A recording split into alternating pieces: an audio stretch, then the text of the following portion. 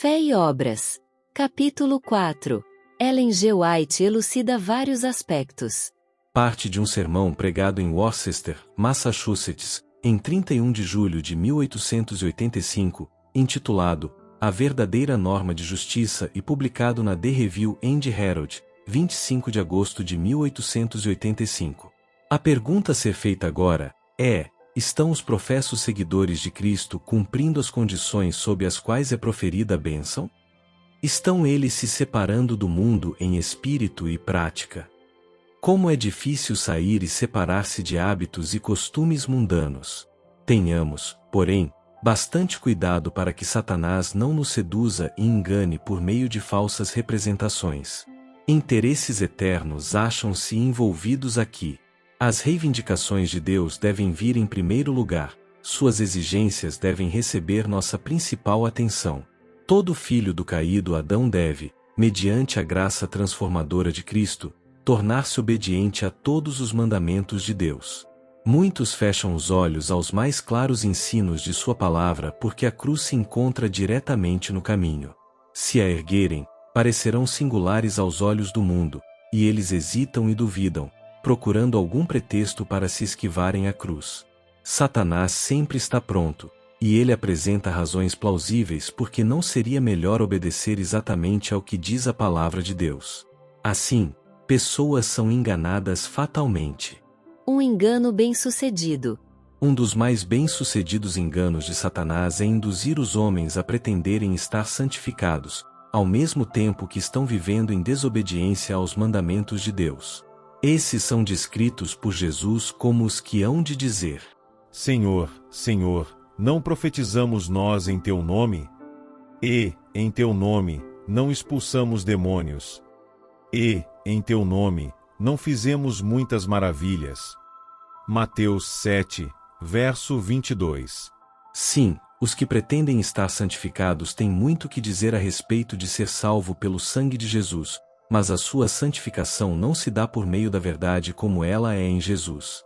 Conquanto pretendam crer nele e aparentemente realizem obras maravilhosas em seu nome, desprezam a lei de seu Pai e atuam como instrumentos do grande adversário das almas para levar avante a obra que ele iniciou no Éden, a saber, apresentar desculpas plausíveis para não obedecer irrestritamente a Deus. Sua obra de levar os homens a desonrarem a Deus por desprezarem sua lei será um dia desdobrada diante deles com seus verdadeiros resultados. As condições da vida eterna são tão claras na palavra de Deus que ninguém precisa errar, a não ser que escolha o erro em lugar da verdade porque sua alma não santificada ama mais as trevas do que a luz. O intérprete da lei que se aproximou de Cristo com a pergunta verso mestre: que farei para herdar a vida eterna? Tensionava enredar a Cristo, mas Jesus lançou o fardo de volta sobre ele. Que está escrito na lei? Como leis? E, respondendo ele, disse: Amarás ao Senhor, teu Deus, de todo o teu coração, e de toda a tua alma, e de todas as tuas forças, e de todo o teu entendimento, e ao teu próximo como a ti mesmo. E disse-lhe: Respondeste bem, faze isso e viverás. Lucas 10, versos 25 a 28. Essas palavras se aplicam aos casos individuais de todos. Estamos dispostos a cumprir as condições? Obedeceremos a Deus e guardaremos seus mandamentos. Seremos praticantes da palavra, e não apenas ouvintes. A lei de Deus é tão imutável e inalterável como o seu caráter. Tudo que os homens digam ou façam para anulá-la não altera suas exigências, nem os isenta de sua obrigação de obedecer. Necessitamos diariamente de iluminação divina, devemos orar como Davi. Desvenda os meus olhos, para que veja as maravilhas da tua lei. Salmos 119, verso 18. Deus terá um povo sobre a terra que vindicará sua honra dando valor a todos os seus mandamentos, e seus mandamentos não são penosos, nem um jugo de servidão. Davi orou em seus dias. Já é tempo de operares, ó Senhor, pois eles têm quebrantado a tua lei. Salmos 119, verso 126. Nenhum de nós pode dar-se ao luxo de desonrar a Deus por viver na transgressão de sua lei. Negligenciar a Bíblia e dedicar-nos à procura do tesouro terrestre é uma perda incalculável. Só a eternidade revelará o grande sacrifício feito por muitos para obter honras terrenas e vantagens mundanas, em detrimento da alma, em detrimento das riquezas eternas. Poderiam ter tido aquela vida que se compara com a vida de Deus, pois Jesus morreu para colocar as bênçãos e os tesouros do céu ao seu alcance, para que não pudessem ser considerados pobres, infelizes e miseráveis na alta avaliação da eternidade. Ninguém entrará como transgressor dos mandamentos. Ninguém que tenha tido a luz da verdade entrará na cidade de Deus como transgressor dos mandamentos. Sua lei constitui o fundamento de seu governo no céu e na terra. Se eles, intencionalmente, espezinharam e desprezaram sua lei na terra, não serão levados ao céu para realizar a mesma obra ali. Não haverá modificação do caráter quando Cristo vier. A edificação do caráter deve prosseguir durante o tempo da graça. Dia a dia suas ações são registradas nos livros do céu, e no grande dia de Deus eles serão recompensados segundo as suas obras. Então será visto quem receberá a bênção. Bem-aventurados aqueles que guardam os seus mandamentos, para que tenham direito à árvore da vida, e possam entrar na cidade pelas portas. Apocalipse 22, verso 14. Os que atacam a lei de Deus estão guerreando contra o próprio Deus, e muitos que estão cheios de grande amargura contra o povo de Deus que guarda os mandamentos fazem o maior alarde de terem uma vida santa e sem pecado. Isto só pode ser explicado deste modo: eles não possuem um espelho a que possam olhar para descobrir por si mesmos a deformidade de seu caráter. Nem José, nem Daniel, e nenhum dos apóstolos afirmou estar sem pecado. Os homens que viveram mais perto de Deus, os homens que sacrificariam a própria vida de preferência a pecar intencionalmente contra Ele, os homens a quem Deus honrou com divina luz e poder, reconheceram que eram pecadores e indignos de seus grandes favores. Sentiram sua debilidade e, pesarosos por seus pecados, procuraram imitar o modelo Jesus Cristo. Apenas duas classes, obedientes e desobedientes. Há somente duas classes sobre a terra, os obedientes filhos de Deus e os desobedientes. Certa ocasião Cristo apresentou deste modo a obra do julgamento a seus ouvintes. Quando o Filho do Homem vier em sua glória, e todos os santos anjos, com ele, então, se assentará no trono da sua glória, e todas as nações serão reunidas diante dele, e apartará uns dos outros, como o pastor aparta dos bodes as ovelhas. E porá as ovelhas à sua direita, mas os bodes à esquerda. Então, dirá o rei aos que estiverem à sua direita: Vinde, benditos de meu Pai, possuí por herança o reino que vos está preparado desde a fundação do mundo, porque tive fome, e destes-me de comer, tive sede, e destes-me de beber, era estrangeiro, e hospedastes-me, estava nu, e vestistes-me, adoeci, e visitastes-me, estive na prisão, e fostes ver-me. Então, os justos lhe responderão, dizendo: Senhor, quando te vimos com fome e te demos de comer? Ou com sede e te demos de beber? E, quando te vimos estrangeiro e te hospedamos? Ou nu e te vestimos? E, quando te vimos enfermo ou na prisão e fomos ver-te? E, respondendo o rei, lhes dirá: Em verdade vos digo que, quando fizestes a um destes meus pequeninos irmãos, a mim o fizestes. Mateus 25, versos 31 a 40. Assim Cristo identifica seu interesse com o da humanidade sofredora. Toda atenção prestada a seus filhos ele a considera como sendo prestada à sua própria pessoa.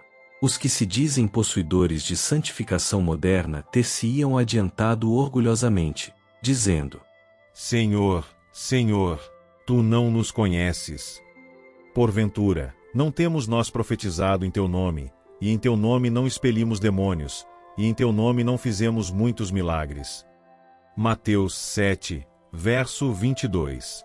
As pessoas aqui descritas, que fazem essas alegações pretensiosas, aparentemente entretecendo a Jesus em todos os seus atos, representam apropriadamente os que pretendem possuir santificação moderna, mas se acham em guerra com a lei de Deus. Cristo diz que eles praticam a iniquidade porque são enganadores, trajando as vestes da justiça para ocultar a deformidade de seu caráter, a maldade interior de seu coração pecaminoso. Satanás desceu nestes últimos dias para operar com todo engano de injustiça aos que perecem. Sua majestade satânica opera milagres à vista de falsos profetas, à vista de homens, afirmando que ele é realmente o próprio Cristo. Satanás concede seu poder aos que o ajudam em seus enganos, portanto, os que pretendem ter o grande poder de Deus só podem ser discernidos pelo grande detector, a lei de Jeová. O Senhor nos diz que, se possível, eles enganariam os próprios eleitos. As vestes de ovelha parecem ser tão reais, tão genuínas, que o lobo só pode ser discernido quando nos dirigimos ao grande padrão moral de Deus e descobrimos ali que eles são transgressores da lei de Jeová. Agora, se já houve um tempo em que necessitamos de fé e iluminação espiritual, esse tempo é agora. Os que estão vigiando em oração e examinando diariamente as Escrituras com o ardente desejo de conhecer e fazer a vontade de Deus não serão desencaminhados por nenhum dos enganos de Satanás. Só eles discernirão o pretexto que homens astutos adotam para seduzir e enredar. Tanto tempo e atenção é dedicado ao mundo, ao vestuário e a comer e beber, que não sobra tempo para a oração e para o estudo das Escrituras. Precisamos da verdade em todos os pontos, e temos de buscá-la como a tesouros escondidos. Iguarias de fábulas nos são apresentadas em todos os lados, e os homens preferem crer no erro a crer na verdade, porque a aceitação desta última envolve uma cruz. O próprio eu precisa ser negado, o próprio eu precisa ser crucificado.